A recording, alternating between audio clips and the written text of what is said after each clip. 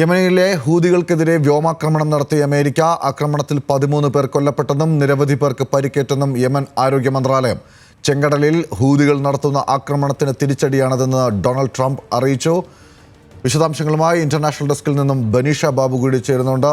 ബനീഷ, എന്തൊക്കെയാണ് ആക്രമണത്തിന്റെ വിശദാംശങ്ങൾ? ഇപ്പോൾ പുറത്തുവരുന്ന റിപ്പോർട്ടുകൾ എന്താണ്? ഗൗതം, യമനിലെ ഹൂതികൾക്കെതിരെ ശക്തമായ വ്യോമാക്രമണമാണ് ഇപ്പോൾ അമേരിക്ക നടത്തിയിരിക്കുന്നത്. ആക്രമണത്തിൽ ഇതുവരെ 15ഓളം പേർ കൊല്ലപ്പെട്ടുവെന്നാണ് ഏറ്റവും പുതിയ റിപ്പോർട്ട്.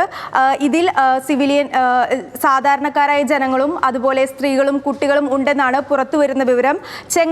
ചെങ്കടലിൽ ഹൂതികൾ നടത്തുന്ന ആക്രമണത്തിന് തിരിച്ചടിയാണിതെന്നാണ് ഡൊണാൾഡ് ട്രംപ് വ്യക്തമാക്കിയിരിക്കുന്നത്.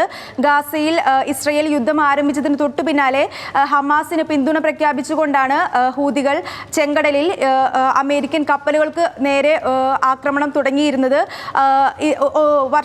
വർഷങ്ങൾ നീണ്ടുനിന്ന ഗാസ ഇസ്രയേൽ യുദ്ധത്തിൽ ഇത്തരത്തിൽ അമേരിക്കൻ കപ്പലുകൾക്ക് നേരെ ശക്തമായ ആക്രമണം ഹൂതികൾ അഴിച്ചുവിട്ടിരുന്നു. ഈ ഒരു